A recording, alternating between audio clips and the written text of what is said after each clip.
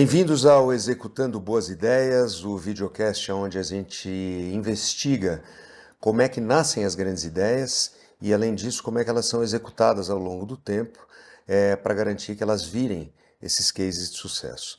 E hoje a gente tem o prazer de receber aqui a Isabela Borges. A Isabela é advogada, ela é psicanalista, ela é historiadora e ela tem uma história comprida principalmente em cuidando dos direitos das mulheres. Então, Isa, baita de um prazer recebê-la aqui hoje. Obrigado pelo tempo, pela atenção, Obrigada. pela disponibilidade para estar com a gente. Obrigada, Gê. É uma alegria estar aqui com você, batendo esse papo. E eu queria começar contando um pouquinho da tua origem, da onde você vem, o que Tá. que você veio desenvolvendo ao longo desse tempo e como você chegou desembarcando nesse ambiente onde você se transformou numa referência em olhar, com esse olhar cuidadoso para as mulheres e para defender os direitos das mulheres. Gê, eu cheguei em São Paulo para fazer faculdade de Direito aqui. Eu sou de Santos e eu mudei para cá bem novinha para estudar. E desde o primeiro minuto eu sabia que eu queria trabalhar com direitos humanos. Já me apaixonei pela atuação no âmbito do direito penal e comecei desde o primeiro semestre a trabalhar, estagiar, na verdade, no Ministério Público e construí minha carreira toda na área criminal durante esses 5 anos de faculdade. Assim que me formei, também continuei na área, trabalhando em diversos escritórios de advocacia.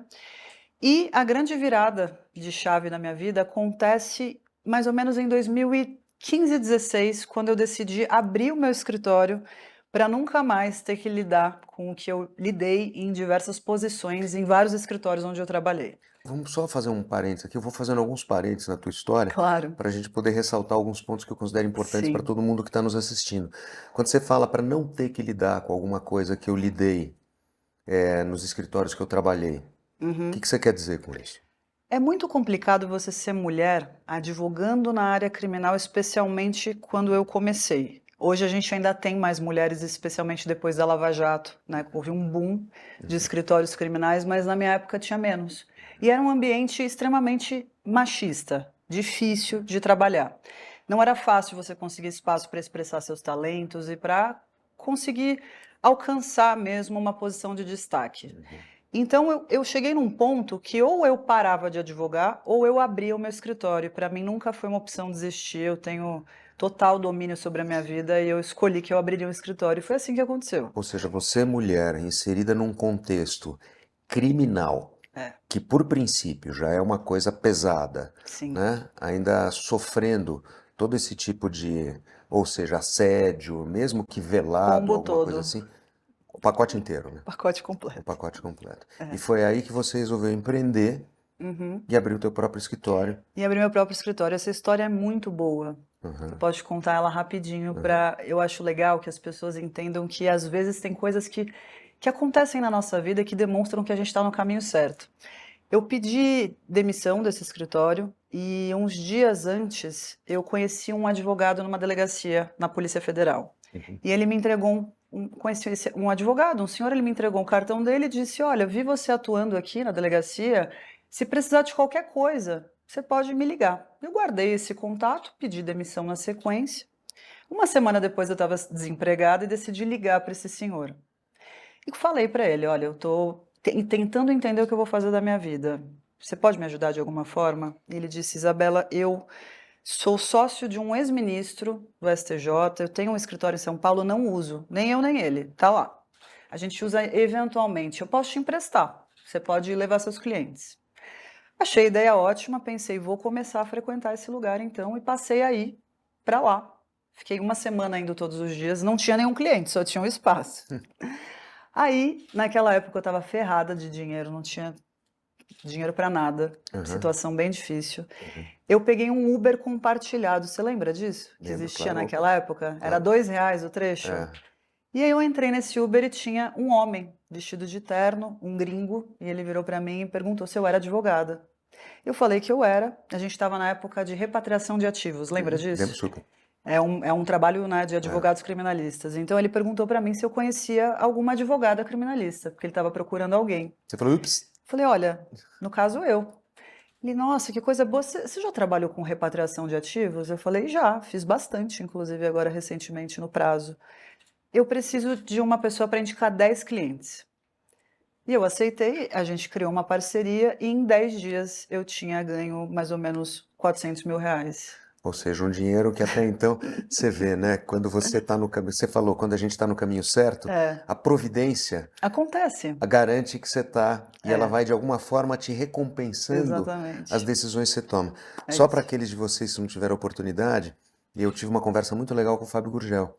E o Fábio Uhum, fala que todas essas mudanças de ciclo, né, é muito difícil, porque sim, você pode ser faixa preta num determinado ciclo, mas a hora que você muda, você vira um cara é, medíocre de novo, né? é Então você isso. saiu de um escritório onde você era reconhecida e tal, mas que por uma série de fatores você não queria continuar, Uhum, e aí de repente a providência fala assim, pô, sim, você está no caminho certo, tá aqui, né? exatamente. Você mal começou, você já tem um funding para o teu escritório. Exatamente. E a partir daí foi muita responsabilidade. Eu já abri o escritório com casos da Lava Jato, lidando com casos extremamente complexos e sempre soube que daria certo. Eu sempre fui muito confiante. Eu Uhum, acho que a confiança ela faz toda a diferença. Eu tinha uma filha pequena nessa época, minha filha está com 10 anos hoje, uhum, mas sempre deu certo. uhum. Ô Isa, e como é que você começou a entrar nesse ambiente de direito das mulheres? Em que momento dessa trajetória que você parou de mexer com Lava Jato e repatriação de ativos Eu ainda mexo, tá? essa ainda mexe, Eu tá? ainda mexo, mas eu É, trabalho também fortemente nessa outra área. Eu senti que havia um gap na área criminal, que os escritórios estavam muito focados em grandes operações e uhum, cada vez mais escritórios focados em grandes operações e fazendo mal feito, uhum, que foi esse boom da Lava Jato. Então eu decidi expandir o olhar para essa área da violência de gênero, especialmente porque existem muitos casos complexos, como fraudes que acontecem em casamento, onde a gente consegue também trazer esse know-how que eu tinha para trabalhar em casos mais complexos. uhum. E a partir desse momento, que foi mais ou menos em 2017, a gente começou a criar muita jurisprudência sobre o tema, criando Quando você muitas fala gente, teses. você e o teu O escritório. escritório, Tá. trazendo muitas teses diferentes, inovadoras, para conseguir, por exemplo, medidas protetivas em casos patrimoniais. Uhum, E a coisa começou a crescer e a gente começou a trabalhar com os melhores escritórios de família de São Paulo. uhum, Então a gente tem esse trabalho muito grande e ele me dá muito prazer porque eu fui uma vítima também de violência doméstica, uhum. não só violência doméstica, de todas as formas de violência de gênero. Sou uma sobrevivente, muito bem resolvida com esse caminho, Uhum. mas eu entendo, eu sei o que uma pessoa nesse caminho, uma mulher, precisa desenvolver para conseguir retomar as autonomias necessárias para cuidar da sua vida livre do trauma. Então, me dá muito prazer cuidar dessas mulheres. Quer dizer, o fato de você ter estado nesse local Uhum, faz com que você tenha uma empatia muito maior com a mulher que está do lado de lá, que de alguma sim, forma foi vítima desse tipo de coisa, né? com certeza. E eu também advogo para alguns homens. Isso é importante que a gente diga, porque se idealiza muito que a mulher advogue apenas para mulheres. Então, há casos onde eu acho muito construtivo que Uhum. eu, com o meu olhar, advogue para homens e até os auxilie a perceber o que está acontecendo de errado aqui, o que, que a gente pode melhorar, restaurar na família. Então, eu busco trazer essa visão para Interes- todos os lados. Interessante você falar isso, porque, na verdade, a liberdade com que você fala desse Uhum, momento, que lógico, não é uma coisa prazerosa, sim, mas que teve que passar por isso para crescer.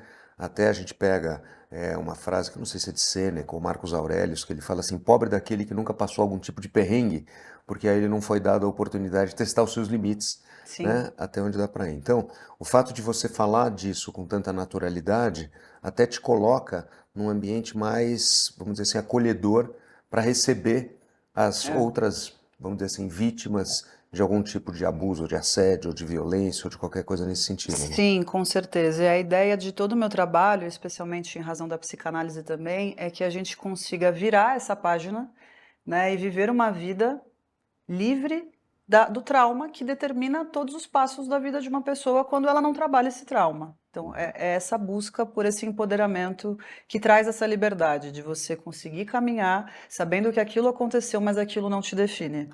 Agora, Isabela, em algum momento nessa trajetória, você, teu escritório crescendo, hoje é um escritório renomado, quer dizer, você virou meio um ícone aí nesse, nesse Obrigada. ambiente, né, de, de trato, principalmente com mulheres, apesar de você atender bastante homens também, coisa e tal, empresas, mas aí você teve a iniciativa de criar o Instituto Survivor, Sim. né?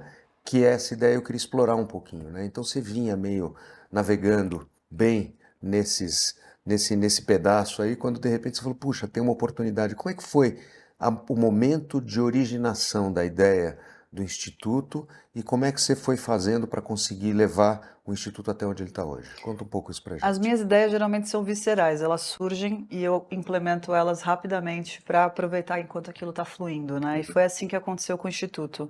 Como o meu escritório é um escritório boutique, e muitas vezes a gente não consegue atender a demanda que aparece.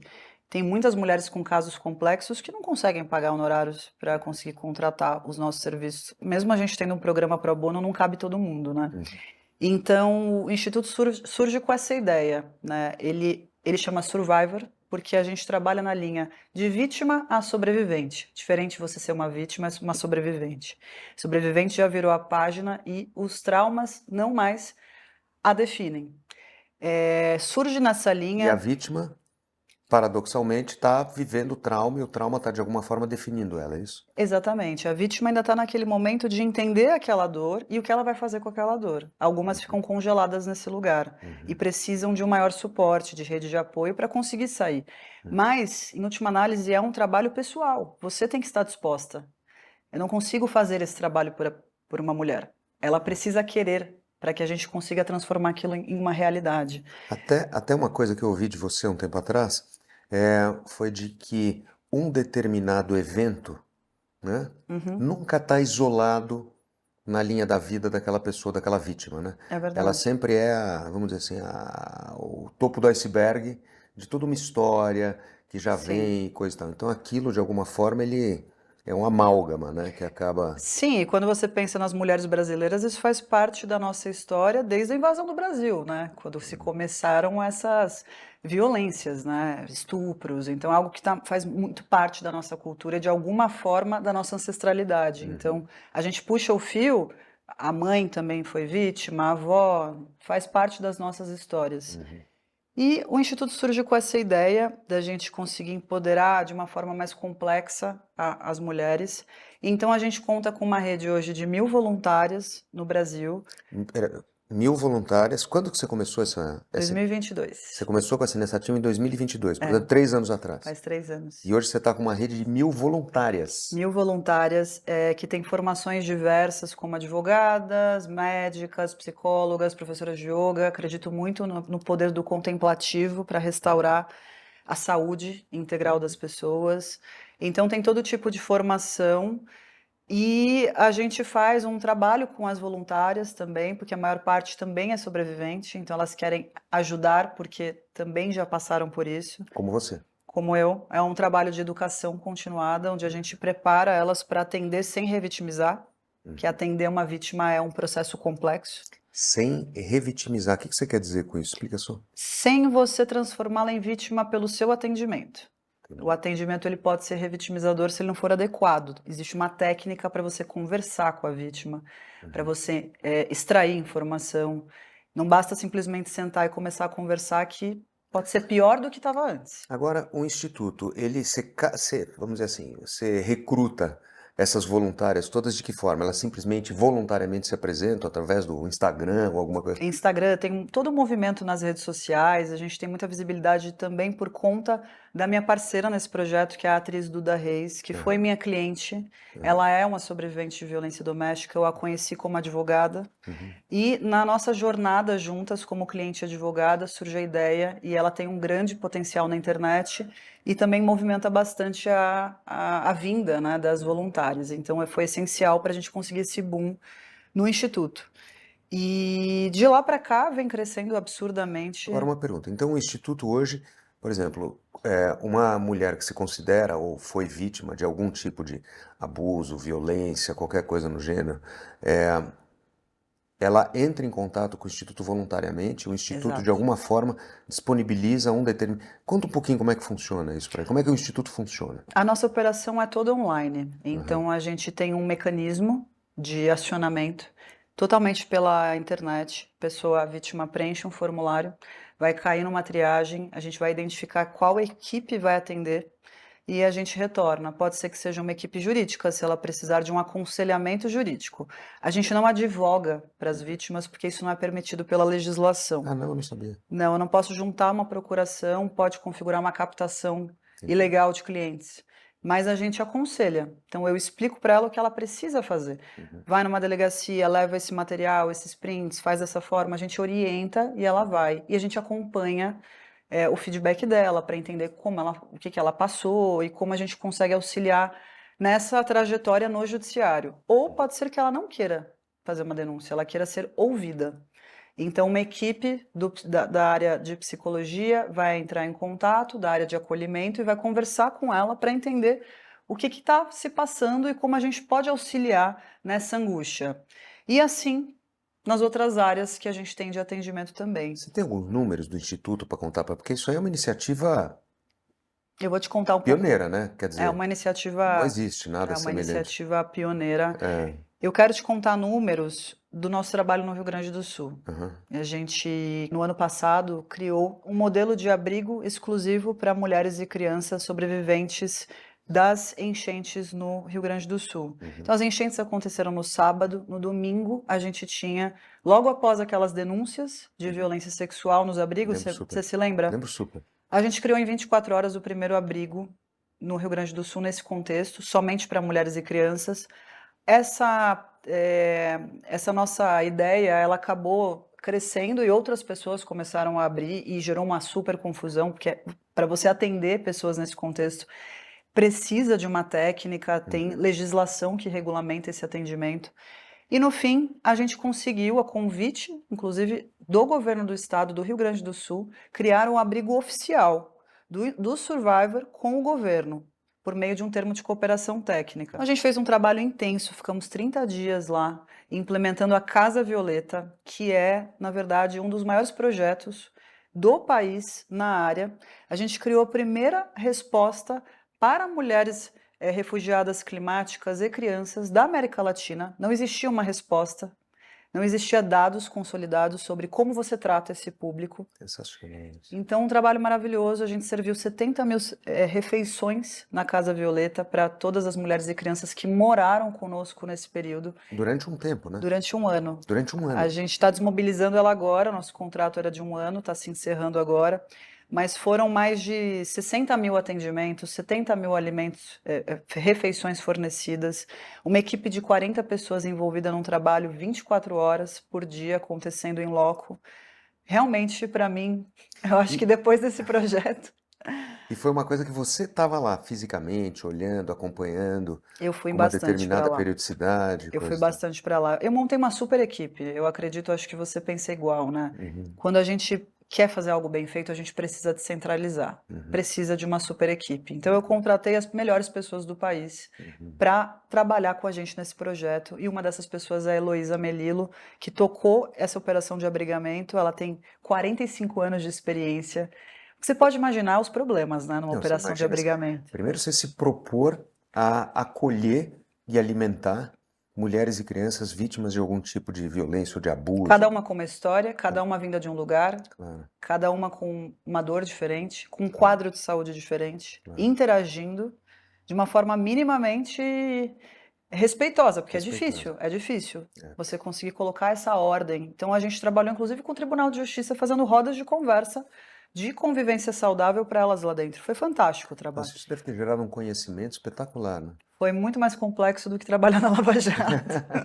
Imagina, porque deve ter gerado uma coisa de não só um conhecimento, um volume de Sim. conhecimento, Sim, porque é muito interdisciplinar o que tema, é né? aquela coisa que você tem que tratar, ou seja, se tivesse um chat GPT anotando tudo isso num prompt, ele podia escrever alguns livros a respeito disso, né? Não, Do que foi a exatamente. experiência, mais ou menos, né? Muito, eu pretendo ainda fazer isso. E a gente contou com muitos apoiadores, foi lindo.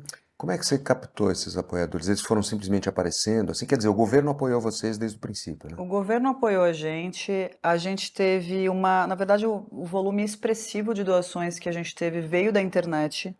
Em mais ou menos 24 horas a gente tinha feito uma arrecadação de cerca de R$1 milhão. Foi Isso, muito rápido.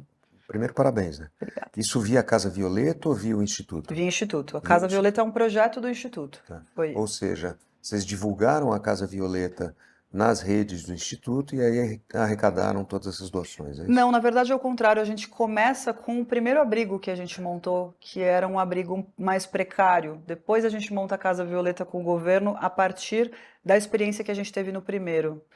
E queria até lembrar que a gente fez esse projeto em parceria com o Me Too Brasil, que é uma outra ONG muito importante, presidente Marina Ganzaroli, minha super amiga, então a gente uniu forças para fazer esse projeto no Rio Grande do Sul. Isabela, hoje o Instituto vive do quê? De Doações. doações. Você Doações. tem um esquema de captação? Não, né? A gente tem, a É. gente tem. Fala um pouco disso, porque de repente eu acho que esse é um tema tão sensível, que mexe com tanta gente, e esse videocast está tendo uma penetração tão legal e com Sim. gente bacana, entendeu? Então Sim. acho que talvez valha a pena você contar um pouquinho, fazer o teu jabazinho aqui, aproveitar. Vou contar para vocês um pouco. A gente tem uma área de captação estruturada, com projetos específicos que a gente monta e apresenta para empresas para pedir apoio. Então, a gente já conseguiu captar com empresas muito importantes no país, Instituto Renner, Instituto Vaquinha, Boticário, nosso parceiro também, Deloitte. Que mais? São tantas empresas parceiras, eu não quero esquecer ninguém. Mas é muito importante a gente conseguir apresentar um projeto social de impacto para essas pessoas entenderem a complexidade do que você está propondo e conseguirem aportar no seu negócio. Né? Aqui, no caso, é uma ONG que tem muitos custos fixos. A gente tem uma estrutura muito grande, então é essencial que essa máquina gire. E eu também sou uma apoiadora, né? Porque quando as contas não fecham, eu vou lá e integralizo também Você para acabou nunca deixar o bancando. projeto morrer. Claro, Como qualquer empresa, a gente, né, claro. em última análise, é uma associação, uma ONG, é uma pessoa jurídica. Às vezes eu preciso integralizar para tocar para que a coisa continue acontecendo. Mas a nossa finalidade é que a instituição possa se manter sozinha, né? Que consiga cada vez mais ter sucesso. E tem tido, há mais ou menos 1 ano e meio que tudo tem fluído muito bem financeiramente, a gente tem captado bastante. E conseguido investir cada vez mais Conseguido investir no próprio no negócio. próprio negócio. Eu acho que tem uma coisa que é legal que você falou agora, que é essa consistência. Consistência e resiliência. Então, uma coisa que a gente tem aprendido aqui nessas conversas todas é assim: existe a ideia, existe. Ela pode surgir de diversas formas. Você falou que no teu caso foi uma coisa super visceral, que foi acontecendo e a hora que você viu a coisa se transformou no que hoje é o Survivor, né? Mas, independente da ideia e da forma que ela surgiu, tem uma coisa interessante que é a resiliência da pessoa que está por trás ou das pessoas que estão por trás para fazer aquela jornada acontecer, navegando com todas as dificuldades. E uma outra coisa interessante que você falou e todos que passaram por aqui falaram também, é da importância de você se cercar de gente que acredita nos mesmos ideais, que te permita ter essa busca e essa resiliência que a gente está falando aqui, você conseguir chegar, ou seja, não é nem chegar, né? Porque o destino não é lá, né? É a jornada, né? É a jornada, e é isso. Se você não descentraliza, não confia no trabalho das pessoas ao seu redor, do seu time, você não vai crescer. E outra coisa, uma coisa é a ideia, e a outra é a hora que você coloca a ideia em prática, que daí você tem que contar com a pessoa que está do teu lado. Se você não contar com aquela pessoa, você citou alguns nomes aqui, Sim. sem os quais talvez não, com certeza, o resultado dessa iniciativa que você teve lá atrás seria outro, né? Puxa Com vida, certeza. né? Então assim, Isabela, tem mais alguma coisa que você queira acrescentar nisso aqui que você acha que é importante? Eu queria muito, na verdade, trazer um recado para as mulheres que nos acompanham, né? Eu acredito que a gente deve sempre, sempre confiar no caminho, que a gente não deve se distrair com, com muitas coisas que passam por nós, né? Tantas histórias, às vezes a gente acredita que a gente não tem condições de sair de um lugar e que nada vai dar certo porque a gente sofreu tais violências, porque a gente passou por tais experiências. Isso tudo distrai a gente e nos afasta da oportunidade de construir algo real. O tempo passa e as pessoas esquecem. Isso é algo que eu nunca me esqueço. Eu sempre uso o tempo a meu favor e qualquer dia é um dia importante para mim, para colocar uma ideia para girar e nunca perder tempo.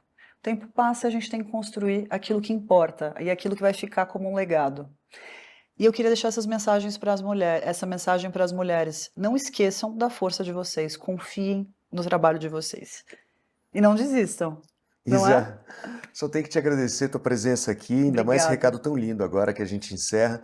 Mais uma vez, obrigado pela tua presença, tá? E aprendeu muito para mim. Então, hoje, para mim, foi excepcional. Obrigada, meu amigo. Muito bom estar aqui com você. Eu agradeço pela oportunidade. Conte sempre comigo. Obrigado.